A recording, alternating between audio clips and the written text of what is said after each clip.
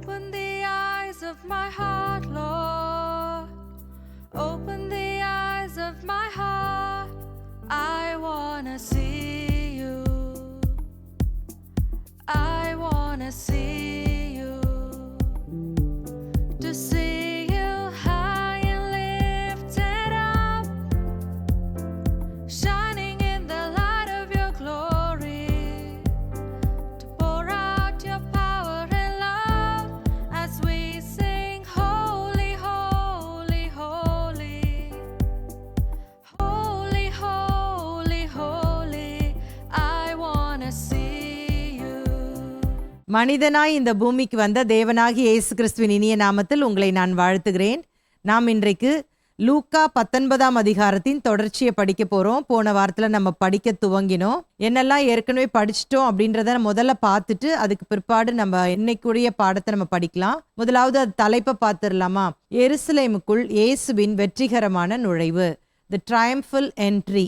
இதில் நம்ம என்னெல்லாம் படிச்சிருக்கிறோம் அப்படின்னா, சகேவின் மனம் திரும்புதல், ரிப்பென்டன்ஸ் ஆஃப் ஜாக்கியஸ்.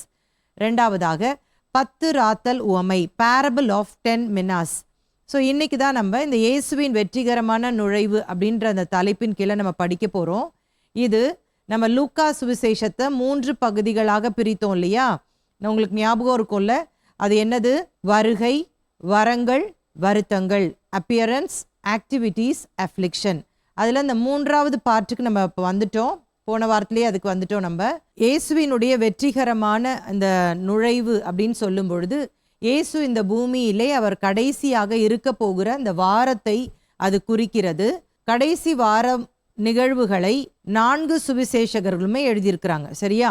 நான் அதோடைய ரெஃபரன்சஸ் கொடுத்துட்றேன். நம்ம ஏற்கனவே மத்தேயுவில் படித்தோம், மார்க்கில் படித்தோம், இப்போ லூக்காவில் படிக்க போகிறோம். ஒரு சில வித்தியாசங்கள் ஒவ்வொரு காஸ்பல்ஸ்லையும் இருக்குது. அதனால நம்ம தெளிவாக இதை படிக்க போகிறோம். மத்தேயு 21 1 முதல் 11 வரை, மார்க் 11 1 முதல் 11 வரை, லூக்கா 19 28 38 வரை, யோவான் 12 12 15 வரை. இந்த பகுதியில் தான் இயேசு இப்போ எருசலேமுக்குள் நுழைகிறதை நம்ம பார்க்கலாம். அதுக்கு முன்னால் தம்முடைய சீஷர்களிடத்துல சில இன்ஸ்ட்ரக்ஷன்ஸ் கொடுப்பாரு, சில ஆயத்தங்களை செய்யும்படியாக சொல்வார். அதுதான் இந்த பகுதியில் எழுதப்பட்டிருக்கிறது. இது இயேசுவுக்கு மிக மிக முக்கியமான ஒரு வாரம். ஏனென்று சொன்னால் இந்த ஒரு வாரம்தான் அவர் பூமியில் இருக்க போகிறார். சரிங்களா? ரெண்டாவதாக பிதாவினுடைய நோக்கத்தை அவர் இந்த பூமியிலே நிறைவேற்ற போகிற இந்த வாரம், தன்னுடைய ஊழியத்தை நிறைவேற்ற போகிற கடைசி வாரம். ஸோ இப்படி ஆண்டவர் எதற்காக வந்தாரோ அந்த கிளைமேக்ஸ் இப்போ நடக்க போகிறது என்பதை நம்ம மறந்துவிடக்கூடாது. இப்போ இயேசுவினுடைய அந்த கடைசி வாரத்தில் என்னெல்லாம் நடக்க போகுது அப்படின்னு சொல்லிட்டு இந்த 4 சுவிசேஷங்களையும் நம்ம ஒருங்கிணைத்து ஒரு லிஸ்ட் நான் கொடுத்துட்றேன். ஒருவேளை இதில் முன்ன பின்ன சில இன்சிடென்ட்ஸ் நடைபெறலாம், ஆனால் இதுதான் நடைபெற போகிறது. சரிங்களா?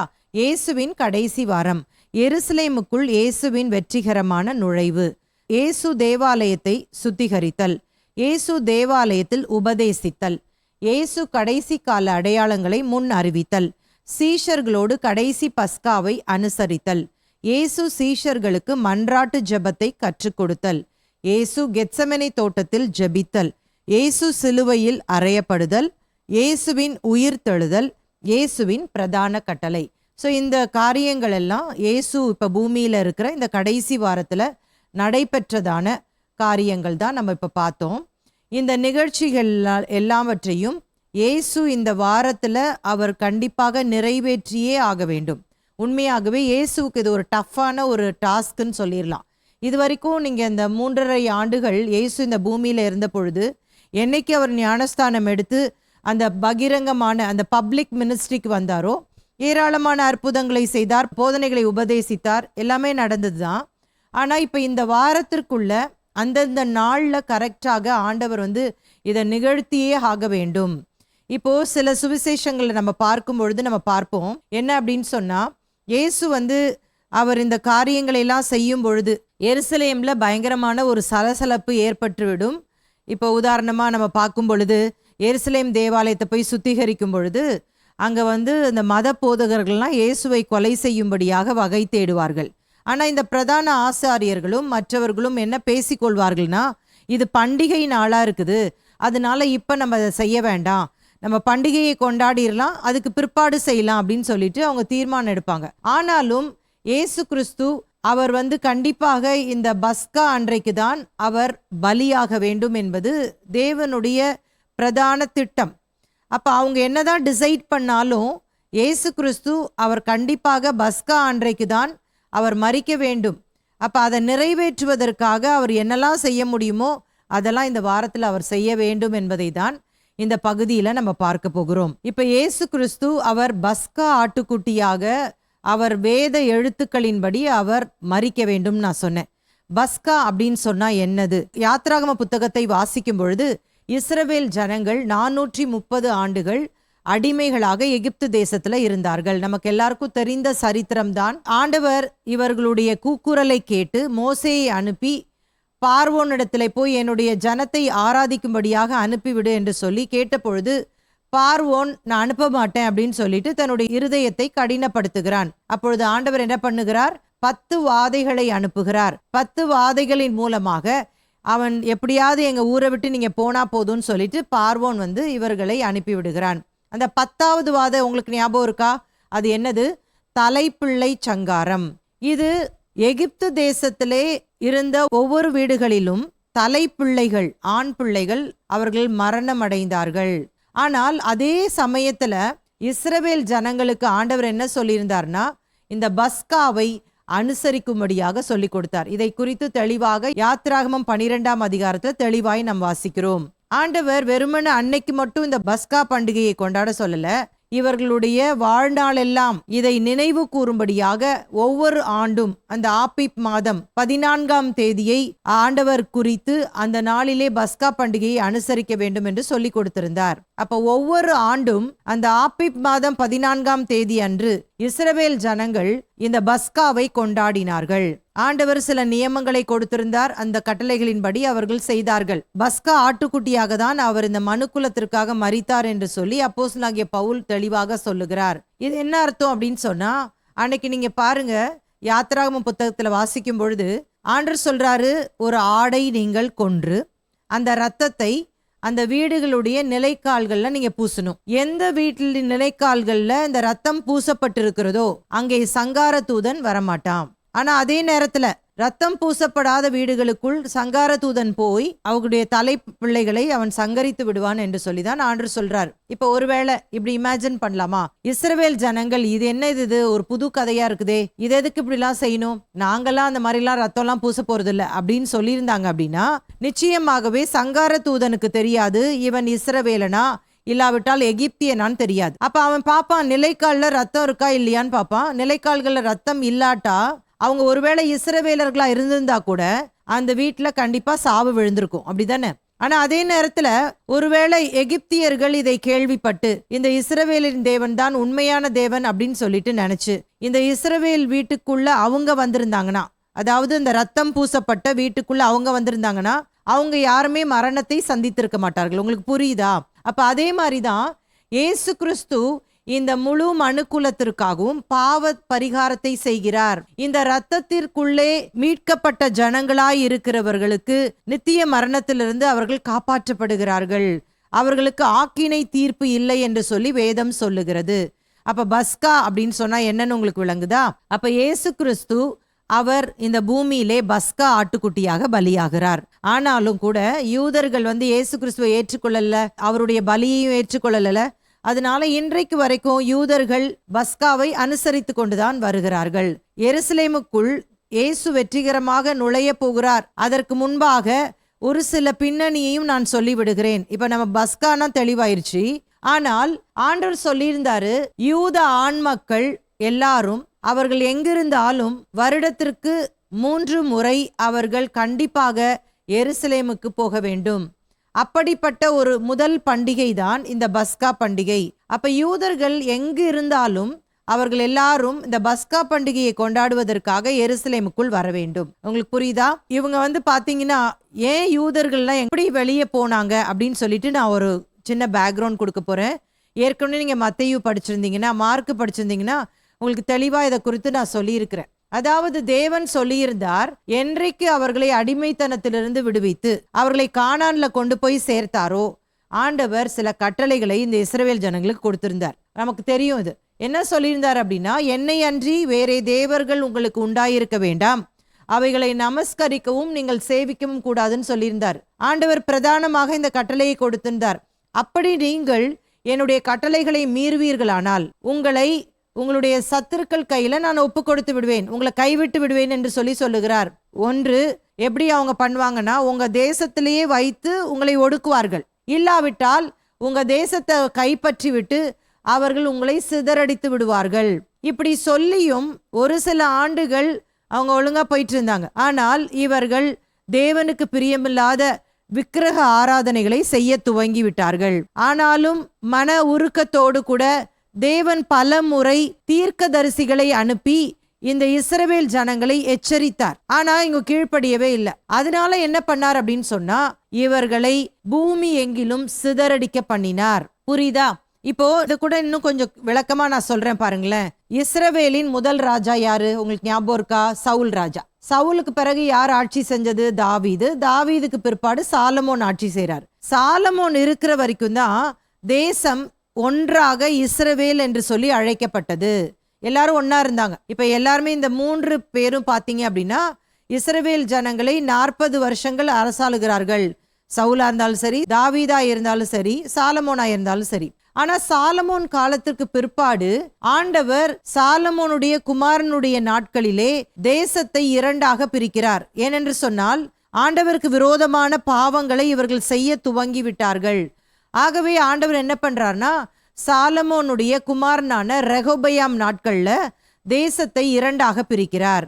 10 கோத்திரங்களை யெரொபெயாம் என்று சொல்லுகிற சாலமோனினுடைய அந்த தளபதியாய் இருந்தவன்ட்ட கொடுத்துறார். மீதமுள்ள அந்த 2 கோத்திரத்தை தாவீதின் நிமித்தமாக அந்த ரெகொபெயாமுக்கு கொடுக்கப்படுகிறது. இப்போ இது 2ஆக பிரிக்கப்பட்டபடினாலே இந்த 10 கோத்திரம் என்பது வடக்கு ராஜ்யம் என்று அழைக்கப்பட்டது. இந்த 2 கோத்திரங்கள், அது யூதா கோத்திரம், பென்யமின் கோத்திரம், இது 2ம் யூதா தேசம் என்று அழைக்கப்பட்டது, அல்லது தெற்கு ராஜ்யம் என்று சொல்லி அழைக்கப்பட்டது. இந்த வடக்கு ராஜ்யத்தை இஸ்ரவேல் என்று அழைத்தார்கள். இந்த தெற்கு ராஜ்யத்தை யூதா என்று அழைத்தார்கள். ஜுடேயா அப்படின்னு வருதுல்ல இங்கிலீஷ்ல. இஸ்ரவேலுக்கு சமாரியா தான் தலைநகரமாக இருந்தது. யூதா தேசத்துக்கு எருசலேம் தலைநகரமாக இருந்துச்சு. இப்ப 2ம் நல்லா அப்படியே போயிட்டு இருந்துச்சு. தேவாலயம் என்பது எருசலேம்ல மட்டும்தான் இருந்துச்சு. அப்ப அது யூதா தேசத்துல இருக்கு. இப்போ இந்த யெரொபெயாம் இருக்கிறான்ல, இஸ்ரவேல் அந்த தேசத்தை ஆட்சி செய்கிறவன், இப்ப இவன் யோசித்தான் என்ன அப்படின்னா, ஒவ்வொரு வாட்டியும் தேவாலயத்துக்கு போகணும்னா இஸ்ரவேலை விட்டு எருசலேமுக்கு தான் போக வேண்டியது இருக்கிறது. அப்படி போகும் பொழுது ஒருவேளை அந்த யூதா ராஜா நம்முடைய இஸ்ரவேல் பகுதியை அவன் எடுத்துக்கொள்வான் என்று சொல்லி பயந்து அவன் அந்த பதவியை தக்க வைத்துக் கொள்ளும்படியாக அந்த இஸ்ரவேலின் எல்லைகளிலே அவன் விக்கிரகங்களை அமைக்க ஆரம்பித்தான். அவனுடைய நாட்கள்ல தான் முதலாவதாக இந்த விக்கிரகங்கள் மிக தீவிரமாக அது அமைக்கப்பட்டதை நம்மால பார்க்க முடிகிறது. ஆண்டவர் பல தீர்க்கதரிசிகளை அவர் அனுப்பி, இது தப்பு, ஏற்கனவே நான் உங்களுக்கு சொல்லியிருக்கிறேன், உங்களை தேசத்தை விட்டு நான் துரத்திடுவேன் அப்படின்னு சொல்லி எச்சரித்தும் யாருமே கீழ்ப்படியவே இல்லை. அதனால என்ன பண்றார் அப்படின்னா, இந்த இஸ்ரவேல் தேசம் இருக்கு பார்த்தீங்களா, வடக்கு ராஜ்யம் இருக்கு பார்த்தீங்களா, அதை கிறிஸ்துவுக்கு முன் 722ஆம் ஆண்டு அதை அசீரியர்களுடைய கைகளிலே ஒப்பு கொடுத்தார். இந்த அசீரியர்கள் என்ன பண்ணாங்க அப்படின்னு சொன்னா, இந்த இஸ்ரவேல் ஜனங்கள் ஒன்றாக இருந்தால் அவர்கள் நமக்கு எதிராக செயல்படுவார்கள் என்று சொல்லி அவர்கள் நினைத்து இந்த இஸ்ரவேல் ஜனங்களை பூமி எங்கிலும் அவர்களுடைய ஆளுகை கீழே இருக்கிற எல்லா தேசத்துலையும் அவங்க சிதறடிக்க பண்ணினாங்க. உதாரணமா இப்ப இஸ்ரவேல்ல இருக்கிற ஒரு 100 பேர் எடுத்துக்கொண்டு போய் வேற ஒரு தேசத்துல இந்தியால போட்டுறாங்க, இன்னும் ஒரு 100 பேரை எடுத்து அமெரிக்கால போட்டுட்டாங்க, இன்னும் ஒரு 100 பேரை எடுத்து ஆஸ்திரேலியால போட்டாங்கன்னு வச்சுக்கோங்களேன். அப்ப என்ன பண்ணிட்டாங்க அப்படின்னா, எல்லாரையும் சிதறடிக்க பண்ணி இப்ப கொஞ்சம் பேர் மட்டும்தான் அவங்க சொந்த தேசத்துல அவங்க இருக்கிறாங்க. அதே மாதிரி எந்தெந்த தேசத்தெல்லாம் அவங்க கைப்பற்றினாங்களோ அங்க இருக்கிறவங்கலாம் இங்க கொண்டு வந்துட்டாங்க. அப்படியே ஒரு ஷிஃப்ட் கொடுத்துட்டாங்க. இவங்க எல்லாரும் ஒன்னா இருந்தா நமக்கு எதிராக வந்துருவாங்க அப்படின்னு பிளான் பண்ணி அவங்க அதை செய்யறாங்க. அப்போ இவங்க சிதறடிக்கப்பட்டபடினாலே, ஆனாலும் இவங்க நியாயப்பிரமாணம் படிச்சுட்டு இருந்தாங்க. பலி செலுத்துவதற்காக ஒவ்வொரு ஆண்டும் அவர்கள் இந்த பஸ்கா அன்னைக்கு கண்டிப்பா என்ன பண்ணிடுவாங்கன்னா, யூத ஆண் மக்கள் எல்லாரும் எங்க இருந்தாலும் அவங்களுடைய சொந்த தேசமான எருசலேமுக்கு போயிடுவாங்க. அப்படிப்பட்ட ஒரு நாளில்தான் இயேசு கிறிஸ்து இப்பொழுது எருசலேமுக்கு போகிறார். இயேசு இதுதான் முதல் முறையா எருசலேமுக்கு போறாரு அப்படின்னா கிடையாது. இது வரைக்கும் நிறைய முறை அவர் எருசலேமுக்கு போயிருக்கிறாரு, உபதேசம் பண்ணியிருக்கிறாரு, எல்லாமே பண்ணியிருக்கிறார் தான். ஆனா இப்ப போறது ரொம்ப இம்பார்ட்டன்ட். இப்ப அவர் போற விதமே டிஃப்ரெண்டா இருக்கு பாருங்களேன். அப்ப இதை தொடர்ந்து நம்ம வாசிக்கும் பொழுது உங்களுக்கு விளக்கமா நான் சொல்லித்தரேன். லூக்கா 19:29. அவர் ஒலிவமலை எனப்பட்ட மலையின் அருகான பெத்பகே பெத்தானியா என்னும் ஊர்களுக்கு சமீபித்த போது தம்முடைய சீஷரில் 2 பேரை நோக்கி. இதை எக்ஸ்பிளைன் பண்ணிடுறேன். இங்க 2 கிராமங்களுடைய பெயர் கொடுக்கப்பட்டிருக்கிறது. பெத்பகே பெத்தானியா, இது 2 ஒரே பேர் கிடையாது, 2 சிறிய கிராமங்கள். இது 2மே எருசலேமுக்கு அருகாமையில இருந்தது. முதலாவது பெத்தானியா குறித்து பார்த்துடலாம். பெத்தானியா குறித்து பார்க்கும் பொழுது எருசலேம்ல இருந்து 2 மைல் தூரத்துல இருந்துச்சு. இந்த பெத்தானியான்னு சொன்னா உங்களுக்கு ஞாபகம் இருக்கா? இதுல 2 காரியங்கள் பைபிள் எழுதப்பட்டிருக்கு. ஒன்று என்னது? மார்த்தாள் மரியாள் லாசரு வீடு இந்த பெத்தானியால தான் இருந்துச்சு. எப்பெல்லாம் இயேசு யூதேயாவுக்கு போகிறாரோ, எருசலேமுக்கு போகிறாரோ, அப்பொழுதெல்லாம் இந்த மரியாள் மார்த்தாள் லாசரு வீட்டில் தான் போய் தங்கி அங்கதான் இளைப்பாறுவார், அங்கதான் சாப்பிட்டுட்டு அவர் ரெஸ்ட் எடுப்பார். அதனாலதான் நம்ம பார்க்கிறோம், லாசருவை அவர் மிகவும் நேசித்தார். ராசு மரணம் அடைஞ்ச பிற்பாடு கூட ஆண்டவர் 4 நாள் கழித்து அங்க போய் லாசருக்காக அவர் கண்ணீர் விட்டார் என்று சொல்லி பார்க்கிறோம். அவனை உயிரோடு கூட எழுப்பினார். ஸோ இந்த நிகழ்ச்சிகள் எல்லாம் இந்த பெத்தானியால நடக்குது. சரியா? இதை தாண்டி இன்னொரு விஷயம் உங்களுக்கு ஞாபகம் இருக்கா? இயேசுனுடைய இந்த கடைசி வாரத்துல பெத்தானியாவில் இருந்த குஷ்டரோகியான சீமோன் வீட்டுக்கு விருந்துக்கு போகிறார் என்று சொல்லி பார்க்கிறோம். அப்ப கூட ஒரு ஸ்திரீயானவள் நளத தைலத்தை எடுத்து அவருடைய பாதத்திலே அதை உடைத்து அவர் மேல அதை ஊற்றினாள் என்று சொல்லி நம்ம பார்ப்போம். அவளை யார் என்று சொல்லி யோவான்ல பார்ப்போம். அவள் தான் மரியாள். இவள் என்ன செய்றா? தனக்கு இருந்த விலையேற பெற்ற நளத தைலத்தை இயேசுவின் மேல ஊற்றினாள்.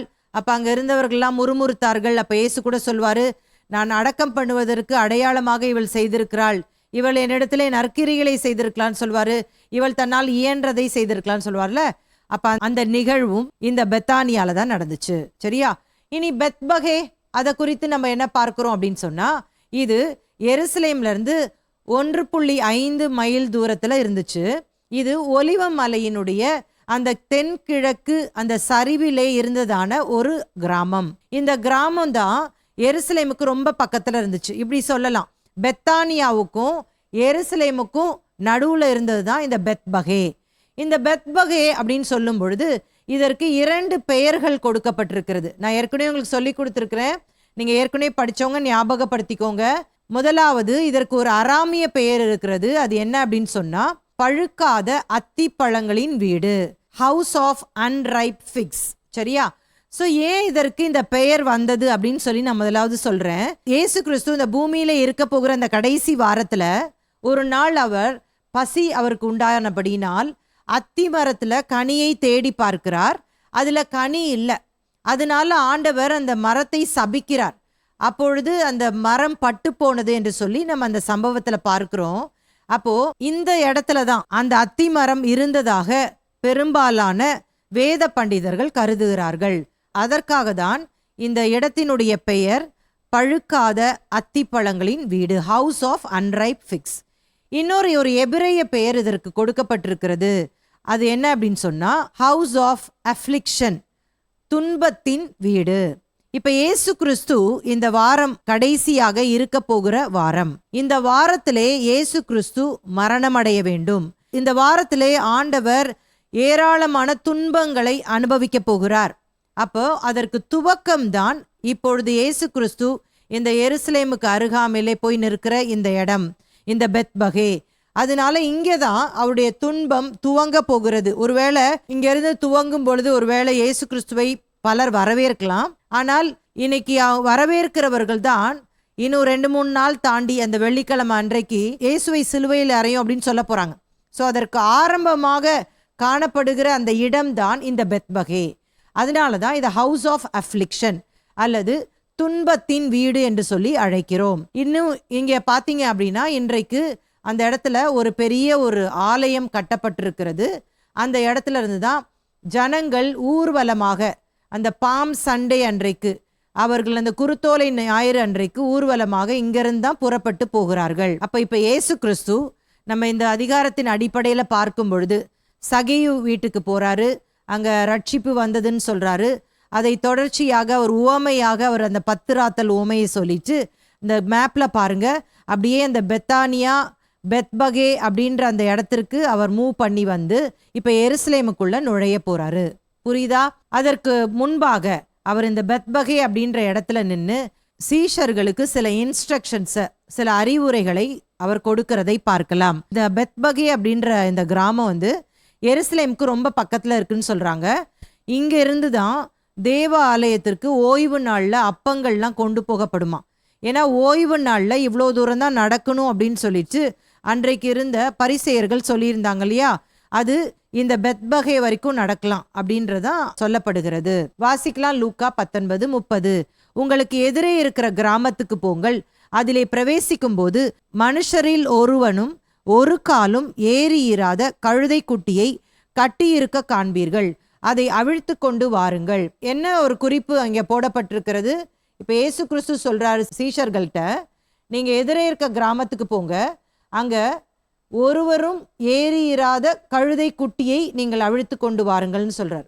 ஆனா இது நம்ம வேற சுவிசேஷங்களையும் இதை குறித்து பார்க்கிறோம் இல்லையா, அதுல என்னெல்லாம் போடப்பட்டிருக்கு அப்படின்னு சொல்லி நான் ஒரு இன்ஃபர்மேஷன் கொடுத்துட்றேன். என்ன போட்டிருக்கு அப்படின்னா, இரு வழி சந்தியில் நிற்கிற கழுதையையும் கழுதை குட்டியையும் நீங்கள் அவிழ்த்து கொண்டு வாருங்கள் என்று சொல்லி எக்ஸ்ட்ராவா ஒரு இன்ஃபர்மேஷன் போடப்பட்டிருக்கு. இந்த வசனத்துல என்ன போடப்பட்டிருக்கு?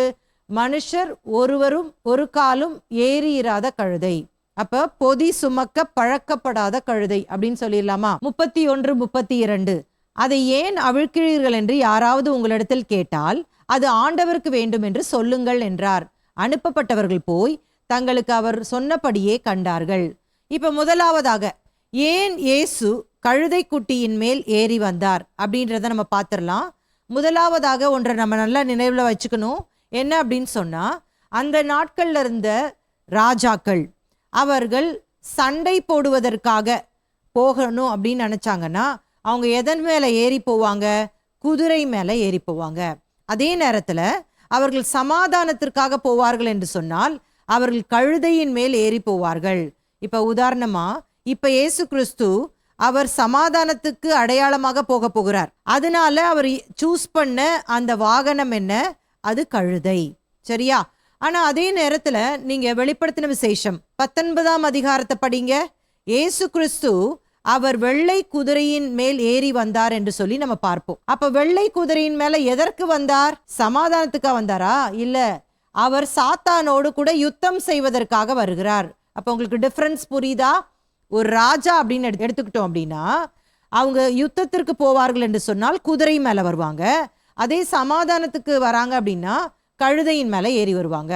யூத கலாச்சாரத்துல நீங்க பாத்தீங்க அப்படின்னு சொன்னா எல்லா ராஜாக்களும் அவர்கள் கழுதையின் மேலதான் ஏறி வந்தார்கள் என்பதை பழைய ஏற்பாட்டுல நம்மளால பார்க்க முடிகிறது. இப்ப சாலமோன் ராஜாவாக அவர் அபிஷேகம் பண்ணப்படுகிறார். தாவீது சொல்லுகிறார், என்னுடைய குமாரனாகிய சாலமோன் ராஜாவாக வந்து விட்டார் என்று சொன்ன பொழுது அங்க என்ன நடக்குது அப்படின்றத நான் உங்களுக்கு வாஸ்து காண்பிக்கிறேன். 1 ராஜாக்கள் 1:33. அவர்கள் ராஜாவுக்கு முன்பாக பிரவேசித்த போது ராஜா அவர்களை நோக்கி, நீங்கள் உங்கள் ஆண்டவனுடைய சேவகரை கூட்டிக் கொண்டு என் குமாரனாகிய சாலமோனை என் கோவேறு கழுதையின் மேல் ஏற்றி அவனை கீகோனுக்கு அழைத்து கொண்டு போங்கள். அப்ப அந்த கோவேறு கழுதை அதுதான் அவங்களுடைய அந்த ராயல் சேரியட் மாதிரி அந்த நாட்கள்ல யூத ஜனங்கள் அவர்கள் வழக்கமாக வைத்திருந்தார்கள். நீங்க பிற்பாடு இதை குறித்து வைத்து கொண்டு அப்புறமா வாஸ்து பாருங்க. நியாயாதிபதிகள் 5ஆம் அதிகாரம் 10ஆம் வசனம், நியாயாதிபதிகள் 10:4, நியாயாதிபதிகள் 12:14, 2 சாமுவேல் 16:2. இந்த பகுதிகளை வாசிக்கும் பொழுது இன்னும் சில ரெஃபரன்சஸ் உங்களுக்கு நான் கொடுத்துருக்கிறேன். அப்ப முதலாவதாக ஏன் இயேசு அவர் கழுதை மேல் ஏறி வந்தார் அப்படின்னா என்ன சொல்லிடலாம்? சமாதானத்திற்கு அடையாளமாக. இரண்டாவதாக பார்க்கும் பொழுது ரொம்ப சிம்பிள், வேத வாக்கியம் நிறைவேறும்படியாக கழுதையின் மேல ஏறி வந்தார். இதை குறித்து இந்த லூக்கால நம்மளால பார்க்க முடியாது. ஆனால் மத்தேயு சுவிசேஷகன் ரொம்ப கிளியரா எழுதியிருக்கிறார். ஏன்னா மத்தேயு சுவிசேஷம் அப்படின்னு சொல்லும் பொழுது மத்தேயு யாருக்காக எதற்காக எழுதப்பட்டது? மத்தேயு யூதர்களுக்கு இயேசுவை ராஜாவாக காண்பிக்க என்று சொல்லி நான் சொல்லி கொடுத்திருக்கிறேன். அப்ப யூதர்களுக்கு பழைய ஏற்பாட்டு ரெஃபரன்சஸை நிறைய இடங்கள்ல மத்தேயு கோட் பண்ணியிருப்பார். வேத வாக்கியம் நிறைவேறும்படி, வேத வாக்கியம் நிறைவேறும்படி அப்படின்னு சொல்லி அவர் யூதர்களுக்கு அதை தெளிவுபடுத்தி இருப்பார். இது எந்த வேத வாக்கியத்தில் சொல்லப்பட்டது நிறைவேறினதுன்றத மத்தேயு சொன்னதை நான் உங்களுக்கு காண்பிக்கிறேன். சகரியா 9ஆம் அதிகாரம் 9ஆம் வசனம். சியோன் குமாரத்தியே மிகவும் களிகூறு, எருசலேம் குமாரத்தியே கெம்பீரி, இதோ உன் ராஜா உன்னிடத்தில் வருகிறார், அவர் நீதியுள்ளவரும் ரட்சிக்கிறவரும் தாழ்மை உள்ளவரும் கழுதையின் மேலும் கழுதையின் குட்டியாகிய மரியின் மேலும் ஏறி வருகிறவருமாய் இருக்கிறார். அப்ப இங்க பாத்தீங்களா, ரொம்ப கிளியரா பழைய ஏற்பாட்டில் சொல்லப்பட்டிருக்கிறது இயேசு எப்படி வரப்போகிறார் என்பதை. கழுதையின் மேலும் கழுதை குட்டியாகிய மரியின் மேலும் அப்படின்னு ரொம்ப கிளியரா சகரியால நம்ம வாசிக்கிறோம். இவ தொடர்ந்து லூக்காவுக்கு வாங்க. லூக்கா 19:33-35 வரைக்கும். கழுதை குட்டியை அவர்கள் அவிழ்க்கும் போது அதற்கு உடையவர்கள், குட்டியை ஏன் அவிழ்க்கிறீர்கள் என்று கேட்டார்கள். அதற்கு அவர்கள், அது ஆண்டவருக்கு வேண்டும் என்று சொல்லி அதை இயேசுவினிடத்தில் கொண்டு வந்து தங்கள் வஸ்திரங்களை அதன் மேல் போட்டு இயேசுவை அதன் மேல் ஏற்றினார்கள். இப்ப போறாங்க சீஷர்கள். இயேசு சொன்னபடியே அந்த இடத்துல ஒரு கழுதையையும் கழுதை குட்டியும் பார்க்கிறாங்க. போய் அந்த அவிழ்க்கிறாங்க. அது வரைக்கும் அதை யாருமே கண்டுக்கவே இல்லை. ஆனால் அதை அவிழ்க்கும் பொழுது கேட்குறாங்க, ஏதை அவிழ்க்கிறீங்க? அப்போ ஆண்டவருக்கு இது வேணும் அப்படின்னு சொல்லிட்டு சீஷர்கள் சொல்கிறாங்க. சொன்ன உடனே ஓகேன்னு அவங்களும் பெர்மிஷன் கொடுத்துட்றாங்க. அதை அவிழ்த்து கொண்டு வந்து இப்போ இயேசு கிட்ட விடுறாங்க. விட்டுட்டு அதன் மேலே வஸ்திரங்களை விரித்தார்கள் என்று சொல்லி பார்க்குறோம். நீங்கள் மெரினா பீச் போன்ற இடங்களுக்கெல்லாம் நீங்கள் போனீங்க அப்படின்னா அங்கே ஹார்ஸ் ரைடிங் இருக்குது. அப்போ அந்த குதிரை மேலே நீங்கள் போயிருக்கிறீங்களா? நான் போயிருக்கிறேன் சின்ன பிள்ளையா இருக்கும் போது. அப்போ என்ன பண்ணியிருப்பாங்க அப்படின்னா, இப்போ குதிரை மேலே டைரெக்டாக நம்மளால் ஏற முடியாது, நம்ம உட்கார முடியாது ஒழுங்காக. அது குதிக்கிற குதியில் நம்ம கீழே விழுந்துருவோம். நல்லா பேலன்ஸ் பண்ணி உட்கார்றதுக்காக நல்ல அழகாக அதில் குஷன் போட்டு வச்சுருப்பாங்க. அப்போ அது நல்லா ஒரு கிரிப்பு கொடுக்கும், நம்ம நல்லா உட்காந்துக்கலாம். அப்போ இப்போ இயேசு வந்து அந்த கழுதை குட்டியின் மேலே அவர் பிரயாணப்பட போகிறார். அதனால சீஷர்கள் என்ன பண்ணுறாங்க, ஆண்டவர் குஷன் போட்ட மாதிரி தங்களுடைய வஸ்திரங்களை விரிக்கிறதை பார்க்கலாம். அப்போ இப்போ ஒரு வாட்டி ரிவிஷன் பண்ணிடலாமா? இருவழி சந்தியில் நின்று கொண்டிருந்த கழுதையையும் கழுதை குட்டியையும் அவிழ்த்து கொண்டு வாருங்கள்னு சொல்றார். சரியா? ரெண்டாவதாக, ஒருவரும் அது வரைக்கும் ஏறியிராத பழக்கப்படாத கழுதைன்னு பார்த்தோம். இந்த கழுதை குட்டியின் மேலே ஏற்றுவதற்கு முன்பாக சீஷர்கள் வஸ்திரங்களை விரித்து இயேசுவை ஏறச் செய்கிறார்கள். அடுத்தது பாருங்க, ஏற்கனவே நம்ம சகரியால வாசித்த மாதிரி ஆண்டவர் ஒரு தாழ்மையின் அடையாளத்தை அவர் வெளிக்காட்டும்படியாக இந்த கழுதையின் மேலே அவர் வருகிறார் என்பதையும் அந்த இடத்துல நம்ம வாசிக்கிறோம். சரி, தாழ்மையின் அடையாளம் நம்ம எடுத்துக்கலாம். அடுத்து தொடர்ந்து வாசிக்கலாம். லூக்கா 19:36-37. அவர் போகையில் அவர்கள் தங்கள் வஸ்திரங்களை வழியிலே விரித்தார்கள். அவர் ஒலிவ மலையின் அடிவாரத்துக்கு சமீபமாய் வருகையில் திரளான கூட்டமாகிய சீஷர் எல்லாரும் தாங்கள் கண்ட சகல அற்புதங்களையும் குறித்து சந்தோஷப்பட்டு. ஸோ இதை எக்ஸ்பிளைன் பண்ணிடுறேன். இப்போ சீஷர்கள் இயேசுவ வஸ்திரங்கள் எல்லாம் போட்டு ஏத்துன உடனே இவங்க வந்து இப்போதான் ஸ்டார்ட் பண்ணி விடுறாங்க. என்ன ஸ்டார்ட் பண்ணி விடுறாங்க தெரியுமா? இவங்க வந்து வஸ்திரங்கள்லாம் விரிச்சு இவர்தான் ராஜா அப்படின்றதுக்கு அடையாளமா இதை செய்யறாங்க. இதை பார்த்த ஜனங்கள் எல்லாரும் அப்படின்னும் போது இப்ப நீங்க நல்லா ஞாபகம் வச்சுக்கணும், அந்த பின்னணியை மறந்துடக்கூடாது. பஸ்கா கொண்டாடுவதற்காக உலகமெங்கிலும் இருந்த யூதர்கள் ஒரு வாரத்திற்கு முன்பாகவே எருசலேமுக்குள்ள நுழைகிறதான அந்த நேரத்துல தான் இப்ப இயேசுவும் தம்முடைய சீஷர்களோடு கூட இப்ப அந்த கழுதை குட்டியோடு கூட உள்ள நுழைகிறார். இப்ப ஸ்டார்ட் பண்ணி விட்டுறாங்க. அந்த சீஷர்கள்லாம் என்ன பண்றாங்க, வஸ்திரங்களை விரிக்கிறார்கள் அப்படின்னும் போதே ராஜா அப்படின்றத வெளிக்காட்டிடுறாங்க. கொஞ்சம் தூண்டி விட்டுறாங்க. ஓசன்னா அப்படின்னு சொல்லிடுறாங்க. ஓசன்னான்னா என்ன அர்த்தம் நான் சொல்லி கொடுத்துருக்கிறேன், சேவஸ், ரட்சியும் அப்படின்னு சொல்லி அர்த்தம். இப்ப லூக்கால அதை நம்ம பார்க்க முடியாது, ஆனா மற்ற சுவிசேஷங்கள்ல நம்ம பார்க்கலாம். ஸோ எல்லாரும் ஓசன்னா ஓசன்னா எங்களை ரட்சியும் அப்படின்னு சொல்லி கத்துறாங்க. எருசலேமுக்குள்ள பஸ்கா பண்டிகை கொண்டாடுவதற்காக ஆயிரக்கணக்கான லட்சக்கணக்கான ஜனங்கள் ஒரே சமயத்தில் நுழைகிறார்கள். ஏன்னா ஒரு வாரத்துக்கு முன்னாலே வந்துருவாங்கன்னு நான் சொன்னேன்.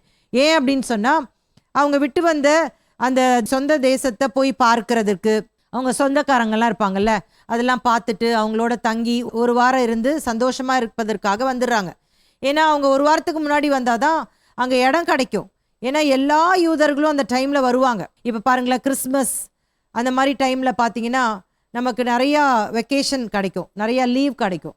அந்த டைமில் எல்லாருமே என்ன பண்ணுவாங்கன்னா சொந்த ஊருக்கு 10-15 நாள் லீவ் போட்டுட்டு எல்லாருமே போவாங்க. அங்கே போனீங்க அப்படின்னு சொன்னால் வெவ்வேறு ஊர்களில் வேலை செஞ்சுட்டு இருப்பாங்க.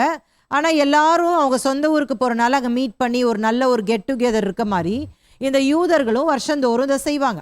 அந்த டைம்ல தான் இயேசு நுழைகிறார். இப்போ இவங்களுக்கு எல்லாருக்குமே தெரியும், இவங்க எல்லாரும் ரோமர்களுடைய ஆட்சியின் கீழே இருக்கிறாங்க. இப்போ ஒவ்வொரு முறையும் தாவீதின் குமாரன்ல யாராவது ஒருத்தர் பிறந்தாங்க அப்படின்னா, இந்த தாவீதின் குமாரன் எங்களை ரட்சிக்க மாட்டாரா, எங்களுக்கு மேசியாவாக மாற மாட்டாரா, எங்களை இந்த ரோம ஆட்சியிலிருந்து காப்பாற்ற மாட்டாரா என்று சொல்லி ஏங்கி கொண்டிருந்தார்கள்.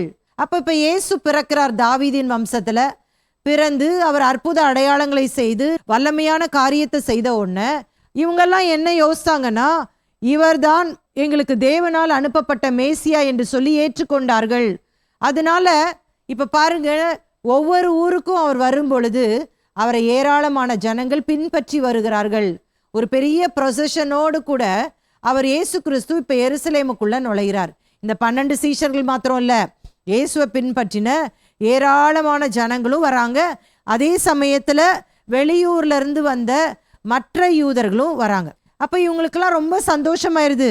ஓகே, இவர் தான் நம்ம மேசியா அப்படின்னு சொல்லிட்டு இந்த சீஷர்கள் துவங்கினதை இவங்க செய்கிறத பார்க்கலாம். என்ன பண்றாங்க, இவங்க என்ன பண்றாங்கன்னா மரக்கிளையெல்லாம் வெட்டி தங்களுடைய வஸ்திரங்களை எல்லாம் அப்படியே தெருவில் அப்படியே விரிக்கிறாங்க. இது எதற்கு அடையாளம் அப்படின்னு சொல்லி நான் உங்களுக்கு சொல்றேன். எதற்கு அடையாளம் அப்படின்னா, அதாவது ஒரு ரெட் கார்பெட் ட்ரீட்மெண்ட்னு சொல்றோம்ல, நாங்கள் உங்களை ராஜாவாக ஏற்றுக்கொள்ளுகிறோம் அப்படின்றதுக்கு அடையாளமாக தான் இந்த காரியத்தை அந்த நாட்கள்ல இருந்த அந்த யூதர்கள் செஞ்சாங்க. இதற்கு ஒரு ரெஃபரன்ஸ் எடுத்து உங்களுக்கு காட்டுறேன். 2 ராஜாக்கள் 9ஆம் அதிகாரம் 3ஆம் வசனம். அப்பொழுது அவர்கள் தீவிரமாய் அவரவர் தங்கள் வஸ்திரத்தை படிகளின் உயரத்தில் அவன் கீழே விரித்து எக்காளம் ஊதி ஏகு ராஜாவானன் என்றார்கள். அப்போ இந்த நபரை நாங்கள் ராஜாவாக ஏற்றுக்கொள்ளுகிறோம் என்பதற்கு அடையாளமாக அவர்கள் வஸ்திரங்களை விரித்தார்கள். அப்ப இப்ப இயேசுவை அவங்க ராஜாவா ஏற்றுக்கொண்டாங்க அப்படின்றதுக்கு அடையாளம் தான் இது. அதான் சொல்லப்பட்டிருக்கிறது, வெற்றிகரமான நுழைவு. அப்ப இயேசுவை இப்போ எல்லாரும் வரவேற்கிறாங்க. இந்த எருசலேம் பட்டணத்தார் மாத்திரமல்ல, வெளியூர்களிலிருந்து வந்த இந்த யூதர்களும் வரவேற்கிறார்கள். ஆனா இது ரொம்ப நாள் நீடிக்க போகிறதில்ல, இது சீக்கிரமா முடிய போகுது. இதே ஜனங்கள் சிலுவையில் அறையும் சிலுவையில் அறையும் என்று சொல்லி அந்த வெள்ளிக்கிழமை கத்த போறாங்க. இது நடக்கிறது என்னைக்கு? ஞாயிற்றுக்கிழமை. இப்போ கூட அநேக சபைகளில் இந்த பாம் சண்டே அவங்க அதை நினைவு கூறுவாங்க இல்லையா? ஸோ அந்த சண்டே அவங்க நினைவு கூறுவாங்க. ஃப்ரைடே குட் ஃப்ரைடே என்று சொல்கிறோம்ல. அப்போ அந்த பாம் சண்டே அப்படின்றது தான் இப்போ இயேசு இந்த எருசலேமுக்குள்ளே நுழைகிறதான அந்த நேரம். இப்பயும் நான் சொன்னேன்ல, அந்த பெத்பகே அப்படின்ற அந்த இடத்துல இருந்து அவங்க அந்த குருத்தோலையெல்லாம் பிடிச்சிக்கிட்டு யூதர்கள் அவங்க எருசலேமை நோக்கி நுழைவார்கள். திரளான கூட்டமாகிய சீஷர்கள் எல்லாரும் சொன்ன போட்டிருக்குல, அது 12 சீஷர்களை தவிர இயேசுவை ஒவ்வொரு ஊர்ல இருந்தும் பின்பற்றி வந்தவர்களும் கூட இருக்காங்க அப்படின்னு அர்த்தம். வாசிக்கலாம். லூக்கா 19:38-39. கர்த்தருடைய நாமத்தினாலே வருகிற ராஜா ஸ்தோத்தரிக்கப்பட்டவர், பரலோகத்திலே சமாதானமும் உன்னதத்திலே மகிமையும் உண்டாவதாக என்று மிகுந்த சத்தத்தோட தேவனை புகழ்ந்தார்கள். அப்பொழுது கூட்டத்தில் இருந்த பரிசேயரில் சிலர் அவரை நோக்கி, போதகரே, உம்முடைய சீஷரை அதட்டும் என்றார்கள். இப்போ ரொம்ப உற்சாகம் ஆயிட்டாங்க. என்ன சொல்றாங்க? இவர்தான் எங்களுடைய மேசியா, கர்த்தருடைய நாமத்தினாலே வருகிற ராஜா ஸ்தோத்தரிக்கப்பட்டவர், இவரை நாங்கள் ராஜாவாக ஏற்றுக்கொண்டு விட்டோம், பரலோகத்திலே சமாதானமும் உன்னதத்திலே மகிமையும் உண்டாவதாக என்று சொல்லி பயங்கர சந்தோஷமா தேவனை புகழ்கிறார்கள். இதை பார்த்த அந்த பரிசேயர்கள், அந்த மத போதகர்களுக்கெல்லாம் ரொம்ப எரிச்சலா இருந்துச்சு. அவங்க சொல்றாங்க, என்னது இதை கேட்டுட்டு நீங்க சும்மா இருக்கிறீங்க? ஆண்டவர் ஒருத்தருக்கு தான் மகிமை செலுத்தணும் அப்படின்னு சொல்லிட்டு இயேசு கிட்ட சொல்றாங்க, உம்முடைய சீஷரை அதட்டும். அவங்க தான் துவங்கி விட்டுட்டு இப்படி வேடிக்கை பார்த்துட்டு இருக்கிறாங்க. அதட்டுங்க, தேவன் ஒருத்தருக்கு தான் புகழ்ச்சி இருக்கணும், தேவன் தான் எங்களுக்கு ராஜா அப்படின்னு சொல்லி இந்த பரிசேயர் கூட்டம் கத்துது. உடனே ஆண்டவர் என்ன பதில் சொல்றாரு? லூக்கா 19:40. அவர்களுக்கு அவர் பிரதியுத்தரமாக, இவர்கள் பேசாமல் இருந்தால் கல்லுகளே கூப்பிடும் என்று உங்களுக்கு சொல்லுகிறேன் என்றார். இயேசு பாருங்களேன், இது வரைக்கும் இயேசு நிறைய இடத்துல அவரை ராஜாவாக ஏற்படுத்துவதற்கு ஜனங்கள் முற்படுவார்கள். அப்பெல்லாம் அவர் அந்த இடத்த விட்டே போயிடுவார். ஆனா இப்போ பர்பஸாவே அவர் என்ன பண்றார் அப்படின்னா, ஜனங்கள்லாம் ஓசன்னா அப்படின்னு கத்தட்டும்னு விட்டுட்டார். ராஜா அப்படின்னு கத்தட்டும்னு விட்டுட்டார் பாருங்களேன். அப்போ இப்போ சொல்றாரு, இவங்க கூப்பிடலன்னா இந்த கல்லுகள் கூப்பிடும் அப்படின்னு சொல்றார். இதே நம்ம பிற சுவிசேஷங்கள்ல வாசிக்கும் பொழுது நம்மளால பார்க்க முடியும், குழந்தைகள் எல்லாரும் ஓசன்னான்னு கத்துவாங்க. அப்போ பரிசேயர்கள்லாம் அவங்கள அதட்டுங்கன்னு சொல்ல போது ஆண்டவர் சொல்லுவார், என்ன சொல்வாருன்னா, சங்கீதம் 8:2 தான் கோட் பண்ணுவார். தேவரீர் உம்முடைய சத்துருக்களின் நிமித்தம் குழந்தைகள் பாலகர் வாயினால் பலன் உண்டு பண்ணினீர். ஸோ இது நிறைவேறுகிற இந்த நேரம் தான் இது அப்படின்றத ஆண்டவருங்க சொல்லுகிறத பார்க்கலாம். தொடர்ந்து வாசிக்கலாம். லூக்கா 19:41-42. அவர் சமீபமாய் வந்தபோது நகரத்தை பார்த்து அதற்காக கண்ணீர் விட்டு அழுது, உனக்கு கிடைத்த இந்த நாளிலாகிலும் உன் சமாதானத்துக்கு ஏற்றவைகளை நீ அறிந்திருந்தாயானால் நலமாயிருக்கும், இப்பொழுதோ அவைகள் உன் கண்களுக்கு மறைவாயிருக்கிறது. இப்போ இயேசுக்கு இவங்கெல்லாம் கத்துறாங்க, எங்களை ரட்சியும், நீர்தான் எங்கள் ராஜா அப்படின்னு சொல்லி கத்துறாங்க. ஆனால் இயேசு இந்த பூமிக்கு வரும்பொழுது ஒரு யூதனாக வந்தார். வேதம் சொல்லுகிறது, முதலாவது யூதர்களுக்கு ரட்சிப்பு வந்தது என்று சொல்லப்படுகிறது. ஆனால் இந்த யூத ஜனங்களோ இயேசுவை புறக்கணித்து விட்டார்கள். பெரும்பாலான ஜனங்கள் இயேசு மரணம் அடைந்து உயிர்த்தெழுகிற வரைக்கும் அவரை ஏற்றுக்கொள்ளவே இல்லை. அதனால அவருக்கு ரொம்ப பாரமா இருக்குது. அவர் எருசலேமை பார்த்து இப்பொழுது கண்ணீர் விட்டு அழுதார் என்று சொல்லி பார்க்கிறோம். இயேசு 2 முறை கண்ணீர் விட்டார் என்று சொல்லி வேதம் எழுதி வைத்திருக்கிறது. ஒன்று நமக்கு எல்லாருக்குமே தெரியும், இருக்கிறதுலே சின்ன வசனம் இல்ல, ஜீசஸ் வெப்ட், இயேசு கண்ணீர் விட்டார். நம்ம குட்டி பசங்களுக்கெல்லாம் சொல்லி தருவோம்ல. எப்போ அது நடந்துச்சு? லாசரு மரணம் அடைந்த போது இயேசு கண்ணீர் விட்டார் என்று சொல்லி பார்க்கிறோம். இன்னொரு ஒரு இடம் என்ன அப்படின்னா, அது இந்த இடம் தான். எருசலேம் ஜனங்கள் மனம் திரும்பவில்லையே, நீங்கள் தேவனால் தெரிந்து கொள்ளப்பட்டவர்கள், ஆனாலும் இன்னும் பாவத்திலே வாழ்கிறீர்களே என்று சொல்லி இயேசு கண்ணீர் விட்டு அழுதார். அவர்களை பார்த்து சொல்றாரு, உனக்கு கிடைச்ச இந்த நாளிலாகலும் நீ மனம் திரும்ப போயிட்டியே, இப்பொழுதோ நீ உன் கண்கள் மறைவாய் இருக்கிறது அப்படின்னு சொல்லி அந்த இடத்துல சொல்றத பார்க்கலாம். 43-44. உன்னை சந்திக்கும் காலத்தை நீ அறியாமற் போனபடியால் உன் சத்துருக்கள் உன்னை சூழ மதில் போட்டு உன்னை வளைந்து கொண்டு எப்பக்கத்திலும் உன்னை நெருக்கி உன்னையும் உன்னிலுள்ள உன் பிள்ளைகளையும் தரையாக்கி போட்டு உன்னிடத்தில் ஒரு கல்லின் மேல் ஒரு கல் இராதபடிக்கு செய்யும் நாட்கள் வரும் என்றார். இப்ப இயேசு, உனக்கு கிடைச்ச இந்த நாள்ல நீ மனம் திரும்பாம போயிட்டியே, நான் தேவகுமாரன் வந்தும் நீ என்ன புறக்கணிச்சிட்டியே, அதனால உன்மேல் ஒரு நியாய தீர்ப்பு வரப்போகிறது.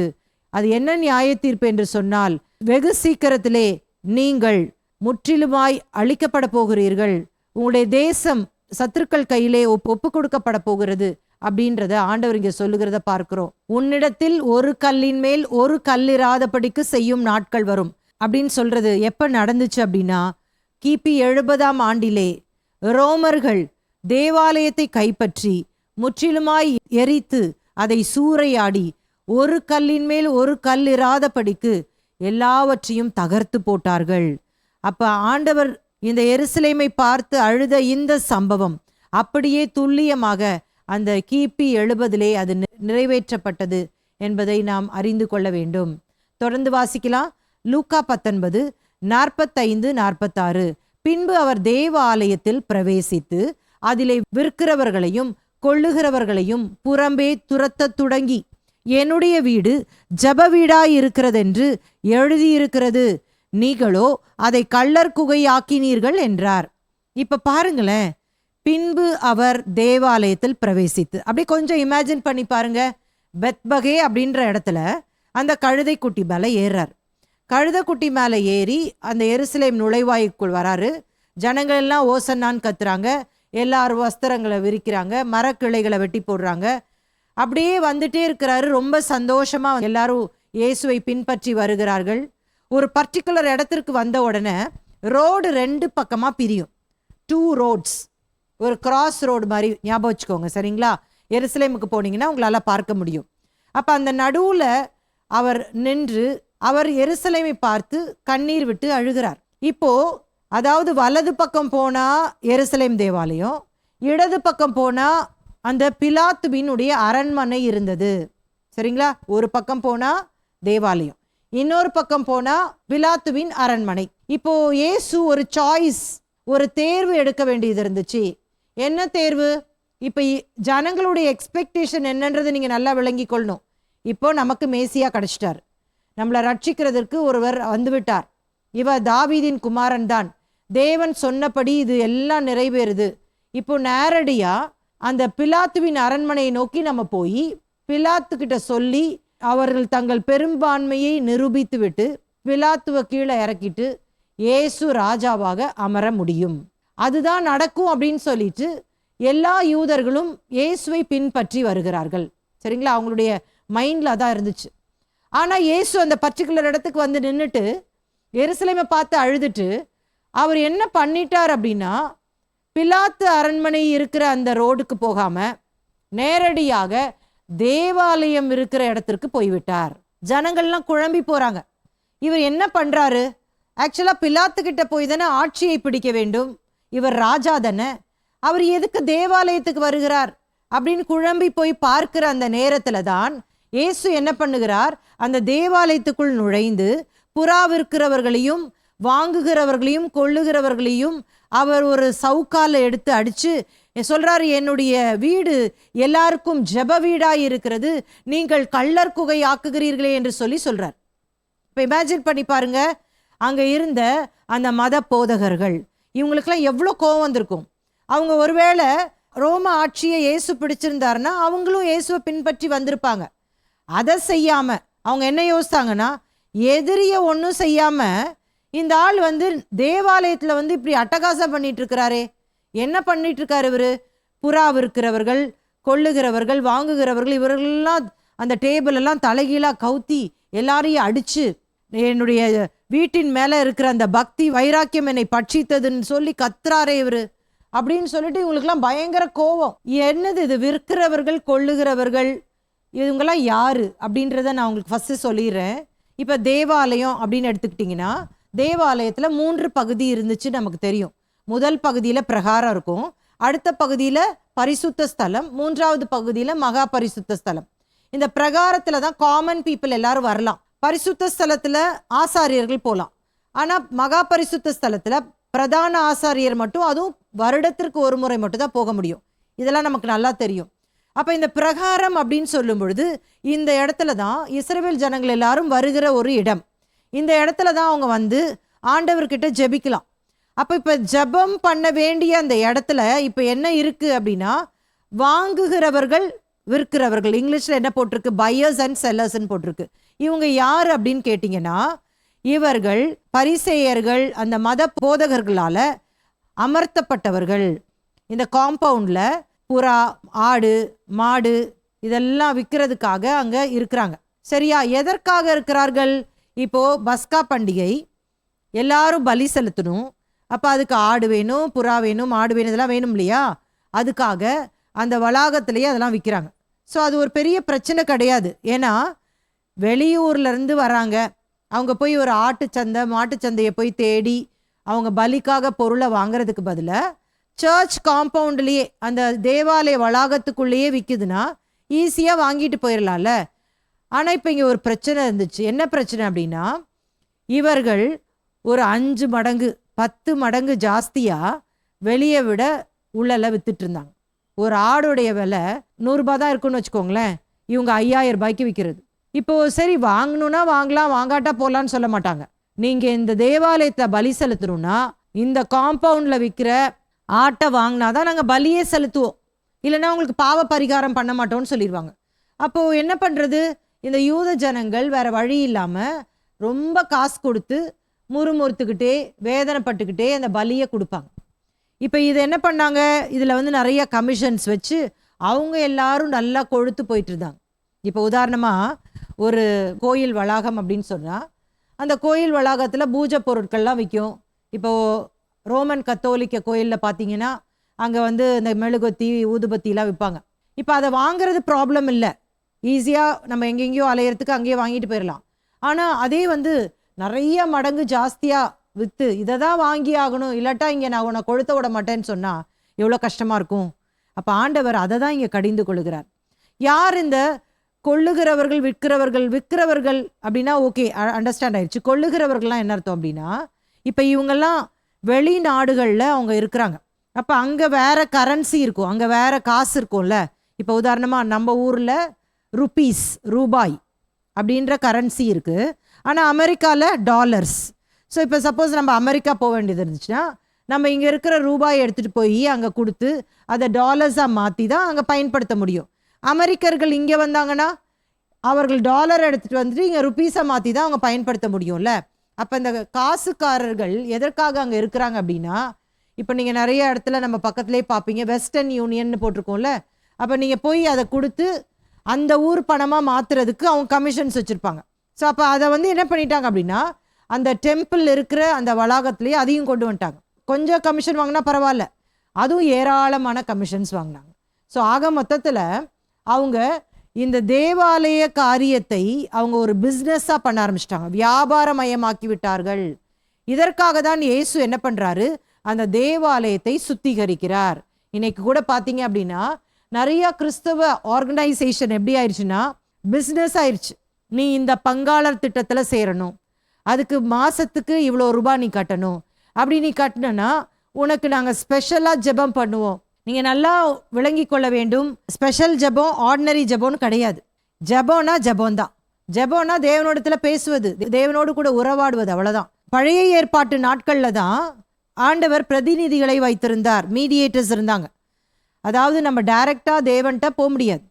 ஆசாரியர்கள் தான் நமக்கு பதிலாக தேவன்கிட்ட நிற்கணும். நம்ம என்ன சொல்கிறோமோ அதை போய் கன்வே பண்ணுவாங்க, அவர் என்ன சொல்கிறாரோ நம்மக்கிட்ட சொல்லுவாங்க. இப்போ எப்படி நீங்கள் இந்த ஆர்சி சர்ச்சஸ்லலாம் பார்த்தீங்கன்னா ஃபாதர் இருப்பாங்க. ஃபாதர்கிட்ட போய் பாவ மன்னிப்பு சீட்டை வாங்கி அவர்கிட்ட பாவ அறிக்கை செஞ்சுட்டா போதும், அவர் போய் ஆண்டவர்கிட்ட சொல்கிறாருன்னு வச்சுருக்குறாங்க பார்த்தீங்களா. அது வந்து பழைய ஏற்பாட்டு நாட்களில் தான் இருந்துச்சு. ஆனால் இயேசு கிறிஸ்து என்றைக்கு அவர் மரித்து அடக்கம் பண்ணப்பட்டு உயிரோடு எழும்பி விட்டாரோ, இப்போ போகும்பொழுதே சொல்லிட்டு போயிட்டார். என்ன சொல்லிட்டு போயிட்டாரு, நான் போகிறேன், உங்களுக்காக தேற்றரவாளனை அனுப்புகிறேன், அவர் வந்து உங்களை சகல சத்தியத்திற்குள்ளும் அவர் உங்களை நடத்துவார். நடத்துவார்னா என்ன அர்த்தம், அதை செய் இதை செய்ன்னு சொல்ல மாட்டார், கூடயே இருந்து அதை நடத்தி காட்டுவார். அப்போ இப்போ மீடியேட்டர் தேவையில்லை, உங்களுக்குள்ளும் எனக்குள்ளும் பரிசுத்த ஆவியானவர் இருக்கிறார். கடினமான காரியங்களை அவர்கிட்ட சொன்னா போதும், அவர் உதவி செய்வார். அப்போ இப்போ மீடியேட்டர்ஸ் தேவையில்லை. நிறைய பேர் என்ன சொல்லுவாங்கன்னா, ஆர்சி சர்ச்சஸில் செய்கிறதெல்லாம் தப்பு, அது எதுக்கு ஃபாதர்கிட்ட போய் சொல்லி ஃபாதர் மூலமாலாம் போக தேவையில்ல, ஏசு கிறிஸ்துட்ட டைரெக்டாக சொல்லணும் அப்படின்னு சொல்லுவாங்க தான். ஆனால் இன்னைக்கு நிறைய கிறிஸ்தவ பிரிவுகளில் எப்படி இருக்குது அப்படின்னா, அவங்க ஜெபம் பண்ண மாட்டாங்க. அவங்க என்ன பண்ணுவாங்கன்னா, ஏதாவது ஒரு ஊழியக்காரரை நம்புவாங்க, அவர் இவங்களுக்காக ஜெபம் பண்ணி தரணுமா. அந்த ஊழியக்காரர் பொறுப்பாக எனக்காக ஜெபிப்பார், நீ என்ன பண்ணுவ, நீ நல்லா சாப்பிட்டு தூங்குவியா? அப்படி கிடையாது. இன்னைக்கு மீடியேட்டர்ஸ் தேவையில்லை, நாமே டைரெக்டாக ஏசப்பா கிட்ட பேச முடியும். இப்போ இதை மீடியேட்டர்ஸ்க்கு என்ன பண்ணணும், அவங்க சும்மாவா ஜெபம் போவாங்க, அவங்களுக்கு காணிக்கை கொடுக்கணும், அவங்க சொல்கிறபடிலாம் செய்யணும். அவங்க சொல்லுவாங்க, ஆண்டவர் உன்கிட்ட சொல்கிறார் 20 நாள் நீ சாப்பிடக்கூடாது, நீ வந்து ஃபாஸ்டிங் போட்டு இந்த காரியத்துக்காக நீ பரிகாரம் பண்ணும். உடனே இவங்களும் ஒன்றுமே தெரியாமல், ஒன்றுமே புரியாது, அவர் சொல்கிறது தான் தெய்வ வாக்குன்னு நினச்சிக்கிட்டு அவங்களும் 20 நாள் ஃபாஸ்டிங் போட்டு அப்புறம் அது நடக்காத போது அந்த ஊழியக்காரரையும் திட்டி ஆண்டவரையும் திட்டி பின்வாங்கி போயிடுவாங்க. நிறையா இன்னைக்கு காரியங்கள் கிறிஸ்தவ உலகத்தில் வியாபாரமயமாகி விட்டது. இவ்வளோ நீங்கள் கொடுத்தீங்கன்னா உங்கள் பேரை இந்த ப்ரேயர் ரூமில் நாங்கள் போடுவோம், அதனால என்னங்க பிரயோஜனம்? ப்ரேயர் ரூமில் போட்டால் பரலோகத்துக்கு போயிட முடியுமா? கிடையாதுல்ல. ஆனாலும் ஜனங்கள் மூட நம்பிக்கையோடு கூட இந்த காரியத்தை செய்கிறத பார்க்கலாம். நிறைய பேர் சொல்லுகிறத நான் கேட்டிருக்கிறேன், சபை கட்டிடத்திற்கு நீங்கள் காசு கொடுங்க, நீங்கள் கொடுத்தீங்கன்னா உங்களுக்கு ஆண்டவர் வீட்டை கட்டி தருவார். இது என்ன, ஆண்டவர் வந்து எல்ஐசி பிளானில் இருக்கிறாரா, இல்லைனா ஏதாவது சீட்டு கம்பெனி நடத்துகிறாரா? அப்படிலாம் கிடையாது. காணிக்கை என்பது நாம் மனம் உவர்ந்து ஆண்டவருக்காக நம்முடைய நன்றியை வெளிக்காட்டுவதுதான் காணிக்கை. நீ இது கொடுத்தா ஆண்டவர் அது தருவார் அப்படின்றது கிடையாது. தயவுசெய்து ஏமாந்து போய்விடாதீர்கள். இன்றைக்கும் நிறையா இடங்களில் இந்த கிறிஸ்தவம் வியாபாரமாய் தான் நடைபெற்று கொண்டிருக்கிறது. கிறிஸ்தவர்களே, நீங்கள் விழித்து கொள்ளுங்கள். இதை தான் இயேசு கிறிஸ்து இந்த இடத்துல கடிந்து கொள்ளுகிறார். அவர் சவுக்கு எடுத்து அடிக்கிறார். இயேசு கிறிஸ்து இதை 2 முறை செய்ததாக நம்ம வேதத்தில் பார்க்க முடியும். ஒன்று, அவருடைய ஊழிய ஆரம்பத்திலையும் செய்கிறார். அதை நம்ம எங்கே பார்க்குறோம்? யோவான் சுவிசேஷம் 2ஆம் அதிகாரம் 13 17 வரைக்கும் அந்த சம்பவத்தை பார்க்குறோம். இயேசுவின் ஊழிய ஆரம்பத்தில் தேவாலய சுத்திகரிப்பு. இப்போ நம்ம பார்க்கிற காரியம் இந்த லூக்கா சுவிசேஷத்தில் நம்ம 19ஆம் அதிகாரத்தில் நம்ம பார்க்கிற 45, 46 நம்ம பார்க்குறோம். இயேசு கிறிஸ்து இந்த சுத்திகரிப்பு காரியத்தை செய்கிறார். இதை வாசிக்கும் பொழுது எனக்கு வேடிக்கையாக தான் இருந்துச்சு. அதாவது இயேசு ஊழிய ஆரம்பத்தில் வரும்போது எல்லாத்தையும் க்ளீன் பண்ணிட்டார். ஜீசஸ் கிளென்சஸ் த டெம்பிள் அப்படின்னு போட்டிருக்கும். இப்போ இயேசு கிறிஸ்து ஊழியத்துக்கு வந்ததுக்கும் இப்போக்கும் எவ்வளோ வருஷம் டிஃப்ரென்ஸ் ஆயிருக்கு? 3 வருஷம். சரியா? 30 வயசில் ஊழியத்துக்கு வந்தார். அப்போ போய் தேவாலயத்தை சுத்திகரிக்கிறாரு. இப்போ 33 வயசு, 3 வருஷம். அதுக்குள்ள திரும்பியும் எல்லாத்தையும் அவங்க போட்டுட்டு இந்த கடையெல்லாம் போட்டு உட்காந்துட்டாங்க பாருங்க. நிறைய வேலையில் கவர்மெண்ட் வந்து என்ன பண்ணும் அப்படின்னா, இந்த அரசாங்க இடத்த நீங்கள் ஆக்கிரமிச்சிருக்கீங்க அப்படின்னு நோட்டீஸ் கொடுக்கும். நோட்டீஸ் கொடுத்து பல மாதங்கள் காத்திருக்கும். அவங்க தோ மாற்றிடுறேன் அப்படின்னு சொல்லிட்டு அதை அப்படியே ஸ்டே வாங்கி கோர்ட்டில் அப்படியே இழுத்தடிச்சிட்டே இருப்பாங்க. கவர்மெண்ட்டும் எவ்வளோ நாள் தான் பொறுமையாக இருக்கும்? திடீரென்று சொல்லி ஜேசிபியோடு கொண்டு வந்து நிற்கும். நின்றுட்டு இன்னைக்கு இடிக்க போகிறோன்னொன்னே எல்லாரும் அந்த ஜேசிபி முன்னாடி வந்து எல்லாரும் நின்றுவாங்க. எங்களை நீங்கள் கொன்னுட்டு அதுக்கு பிறகு எங்கள் வீட்டை இடிங்கன்னு சொல்லுவாங்க. சரின்னு சொல்லிட்டு இவங்களும் வந்து நாங்கள் காலி பண்ணிடுறோம், எங்களுக்கு ஒரு வாரம் டைம் கொடுங்க அப்படின்னு சொன்னோன்னே எல்லாரும் அந்த ஒரு வாரம் டைமில் வேகமாக காலி பண்ண மாதிரி இருக்கும். கவர்மெண்ட்டும் சரி ஓகே காலி பண்ணிட்டாங்க அப்படின்னு விட்டுருவாங்க. நீங்கள் பார்த்தீங்கன்னா ஒரு 6 மாதத்துக்குள்ள எப்படி முன்னால் இருந்துச்சோ அதே மாதிரி திரும்ப எல்லா கடையும் வந்துடும். அது மாதிரி தான் இருந்திருக்கும்னு நான் நினைக்கிறேன். ஏசுவாமி ஊழிய ஆரம்பத்தில் வந்து சுத்திகரிக்கிறாரு. அதுக்கு பிறகு 3 வருஷம் தாண்டி பார்த்தா திரும்பவும் அதே தான். சரிங்களா? இப்போ அதனால தான் ஆண்டவர் என்ன பண்ணுறாரு, அவர் என்னுடைய வீட்டை நீங்கள் கள்ளர் குகையாக்காதீங்க அப்படின்னு சொல்கிறாரு. இது ஆக்சுவலாக இயேசு வந்து பழைய ஏற்பாட்டில் ஏசாயா தீர்க்கதரிசினால் உரைக்கப்பட்டதை தான் சொல்கிறார். ஏசாயா 56:7 என்னுடைய வீடு சகல ஜனங்களுக்கும் ஜப வீடு. அது ஜப வீடு தான். அது நீங்கள் போய் அதை நீங்கள் வியாபாரமயமாக்காதீங்க அப்படின்றது தான் ஆண்டவர் இங்கே சொல்கிற காரியம். கழுதை குட்டியின் மேல் ஏறி ஏன் தேவாலயத்துக்கு செல்லுகிறார்? இப்போ இவங்க எக்ஸ்பெக்டேஷன் எல்லாமே ஒரே நிமிஷத்தில் அவங்க கனவெல்லாம் தூளாயிருச்சு. பார்த்தீங்களா? ஏன் தேவாலயத்துக்கு சென்றார் அப்படின்னு சொல்லிட்டு நான் உங்களுக்கு சொல்லித்தரேன் பாருங்களேன். முதலாவதாக பஸ்கா ஆட்டுக்குட்டி 10ஆம் தேதி தேவாலயத்திற்கு கொண்டு போக வேண்டும். இது என்ன? இப்போ தேவன் வந்து எகிப்திலிருந்து புறப்பட்டு வரும் பொழுது ஆண்டவர் சொல்லியிருந்தார் 10ஆம் தேதி நீங்கள் ஆட்டை தேர்வு செய்யணும், 14ஆம் தேதி ஆடு கொல்லப்படணும். அதே தான் அவங்க வருஷம் செய்யணும். வருஷம் 10ஆம் தேதியே வந்துடணும். அந்த 10ஆம் தேதி தான் இப்போ இயேசு அந்த தேவாலயத்துக்கு போகிற நாள். ஞாபகம் வச்சுக்கோங்க. இப்போ இந்த 10ஆம் தேதி தேவாலயத்தில் பஸ்கா ஆட்டுக்குட்டியாக அடிக்கப்பட போவதை ஆசாரியன் பார்த்து அது சரியா இருக்கா, பழுதற்றதா இருக்கா, இதை பலி கொடுக்கலாமா வேணான்ற அந்த காரியத்தை ஆசாரியன் செய்வான். அதனால 10ஆம் தேதி எல்லா ஜனங்களும் என்ன பண்ணிடுவாங்க, தேவாலயத்துக்கு போய் அந்த ஆட்டுக்குட்டியை ஆசான்ட்ட கொண்டு போயிடுவாங்க. இப்போ இயேசு பஸ்கா ஆட்டுக்குட்டியாக தானே மறிக்க போகிறார். அப்போ இவரும் என்ன பண்ணணும், தேவன் சொன்ன கட்டளைப்படி பஸ்கா ஆட்டுக்குட்டி எங்கே போகணும், தேவாலயத்துக்கு போகணும். அதனால தான் இயேசு என்ன பண்ணுறாருன்னா பஸ்கா ஆட்டுக்குட்டியா ஆசாரியன்ட்ட காண்பிக்க தேவாலயத்துக்கு போயிருக்கிறார் அப்படின்றது ஃபர்ஸ்ட் ரீசன். ரெண்டாவதாக இயேசுவின் அரண்மனை தேவாலயம். ஏன் அப்படி சொல்கிறேன்? இப்போ இயேசு கிறிஸ்து எழுத்தின்படியான ராஜ்யத்தை கட்ட வரல. நல்லா நீங்கள் ஞாபகம் வச்சுக்கணும். இயேசு கிறிஸ்து எதற்காக வந்திருக்கிறார்? ஆவிக்குரிய பிரகாரமாக தேவனுடைய ராஜ்யத்தை கட்டுவதுக்கு தான் வந்திருக்கிறார். தேவனுடைய ஆளுகையை மறுபடியுமாக இந்த பூமியிலே கொண்டு வருவதற்காக தான் இயேசு வந்திருக்கிறார். அதுக்கு ஃபர்ஸ்ட் ஸ்டெப் என்ன அப்படின்னா, ஜனங்களை பாவத்திலிருந்து விடுதலை செஞ்சாதான் அவங்க தேவனுடைய ராஜ்யத்துக்குள்ள வருவாங்க. அதற்காக இப்போ விடுதலை செய்யணும்னா என்ன பண்ணணும்?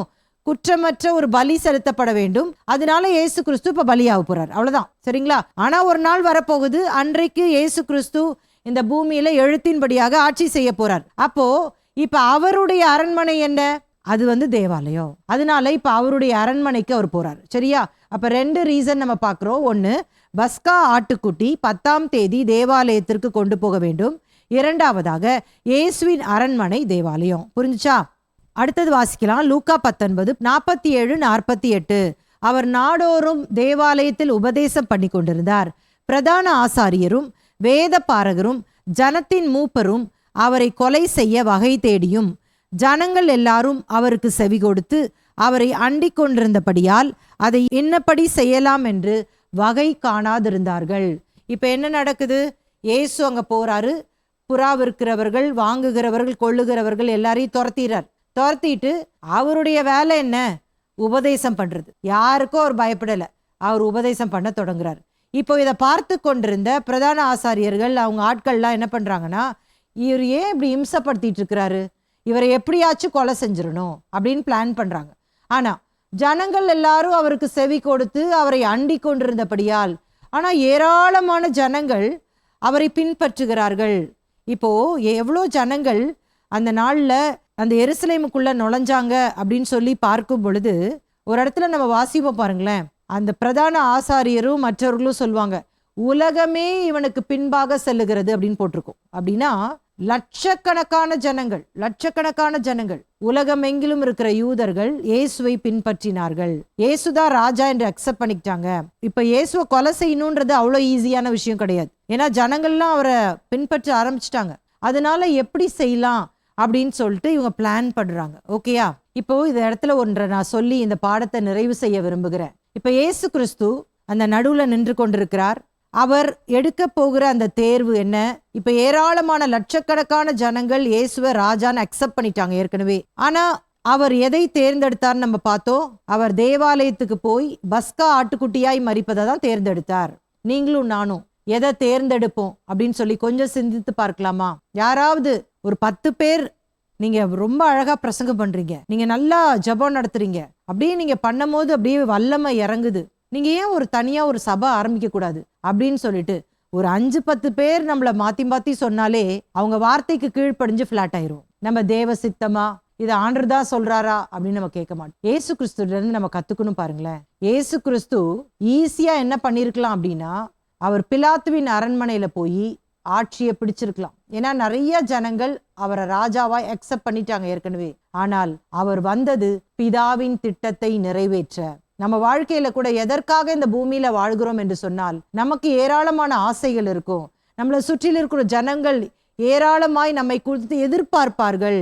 நல்லா எல்லாமே பாசிட்டிவா நடந்தா கூட தேவ சித்தம் எதுவோ அதை செய்வதற்கு நம்ம கவனமா இருக்கணும். ஏன்னா இன்னைக்கு பாத்தீங்க அப்படின்னு சொன்னா, கொஞ்சம் பாட்டு பாட தெரிஞ்சா போதும், ஒரே ஒரு பாட்டு எழுதுனா போதும், ஃபேமஸ் ஆயிடலாம். கொஞ்சம் இசை வாசிக்க தெரிஞ்சா போதும், நம்மளை எல்லாரும் பாஸ்டர்னு கூப்பிட ஆரம்பிச்சிருவாங்க. நம்ம ஒரு சர்ச்சை ஆரம்பிச்சுட்டு போயிடலாம். நான் யோசித்து பார்ப்பேன், சில வேளையில் பல ஆண்டுகள் ஒரு நபர் ரட்சிக்கப்பட வேண்டும் என்று சொல்லி ஜெபித்து அவர்களை ஆயத்தப்படுத்துறதுன்றது ஒரு பெரிய ஒரு விஷயம். பவுல் கூட சொல்றார் பாருங்களேன், ஒரு ஆத்துமாவை நம்ம ஆண்டருக்குள்ள வழி நடத்துறது எப்படியா, கர்ப்ப வேதனைப்படுற மாதிரி. ஆனா இன்னைக்கு சபை ஆரம்பிக்க போறோம்னு அனௌன்ஸ் பண்ணுவாங்க பாருங்க, அடுத்த வாரம் சபை ஆரம்பிக்க போறோம் இந்த இடத்துல, அங்க போய் சும்மா போய் வேடிக்கை பார்க்க போங்களேன், அங்க 10,000 பேர் உட்காந்துருப்பாங்க. எனக்கு ஆச்சரியமா இருக்கும், எப்படா இது, ஒண்ணுமே பண்ணவே இல்லை, வெறும் ஒரு நோட்டீஸ் போட்டாங்க, இல்லைன்னா ஒரு ஸ்டேட்டஸ் போட்டாங்க, ஃபேஸ்புக்கில் ஒரு அட்வர்டைஸ்மெண்ட் கொடுத்தாங்க, டிவியில் ஒரு அனௌன்ஸ்மெண்ட் பண்ணாங்க, 10,000 பேர் போய் உட்காந்துட்டு இருக்கிறாங்க. இதுதான் இன்றைய உலகம். ஆண்டவர் தம்முடைய பிதாவின் சித்தத்தை நிறைவேற்ற அவர் அடிக்கப்படுவதாக இருந்தாலும் துன்பப்படுவதாக இருந்தாலும் அந்த சாய்ஸ் பிதாவின் சித்தத்தின்படி அவர் எடுத்துக்கொண்டார். அவர் பதவி ஆசைப்படல. ஏராளமான ஜனங்கள் அவரை பின்பற்றி வந்தாலும் எனக்குன்னு ஒரு டைம் இருக்கு, அந்த டைம்ல பிதா என்னை உயர்த்துவார், வானோர் பூதலத்தோர் கால்கள் முடங்கும்படியாக செய்வார். அது எப்ப நடக்க போகுது? அது நான் பிதாவின் சித்தத்தை நிறைவேற்றும் பொழுது அவர் என்னை மகிமைப்படுத்துவார். அது எப்படி நடக்க வேண்டும்? சிலுவையின் மரணத்தின் மூலமாக அது நடைபெற வேண்டும் என்பதை இயேசு தேர்ந்தெடுத்தது போல உங்கள் வாழ்க்கையிலும் என் வாழ்க்கையிலும் ஆண்டவர் எதற்காக நம்மை அழைத்திருக்கிறாரோ அந்த பரிபூர்ண திட்டத்தை நிறைவேற்ற நம்ம அர்ப்பணிக்கலாமா? நம்ம கண்களை மூடி ஜெபிக்கலாம். கிருபையும் இரக்கம் உள்ள நல்ல தகப்பனே, இந்த மாலை வேளைக்காக ஸ்தோத்திரம். எங்களோடு பேசு நம்முடைய சத்தியமுள்ள வார்த்தைகளுக்காக நன்றி செலுத்துகிறோம். ஆண்டவரே, இன்னைக்கு ஏராளமான சத்தியங்களை ஆண்டவரே தியானிக்கும்படியாக ஆண்டவர் உதவி செய்திருக்கிறீரப்பா. இந்த சத்தியத்தின் படி நடக்க ஆவியானவரே எங்களுக்கு உதவி செய்யுங்க ராஜா. நிறைய வேளையில நாங்கள் தவறி விடுகிறோம், ஆனாலும் நீர் எங்களுக்கு ஆண்டவரே ஒரு சிக்னலை கொடுங்க, நீ போற பாதை சரியில்லைன்னு சொல்லுங்கப்பா, எங்களை நீங்க வழி நடத்துங்க ஆவியானவரே. துதி கன மகிமை யாவுமக்கே செலுத்துகிறோம். இயேசுவின் மூலம் ஜெபம் கேளும் எங்கள் ஜீவன் உள்ள நல்ல தகப்பனே. ஆமேன் ஆமேன். கர்த்தர் உங்களை ஆசீர்வதிப்பார்.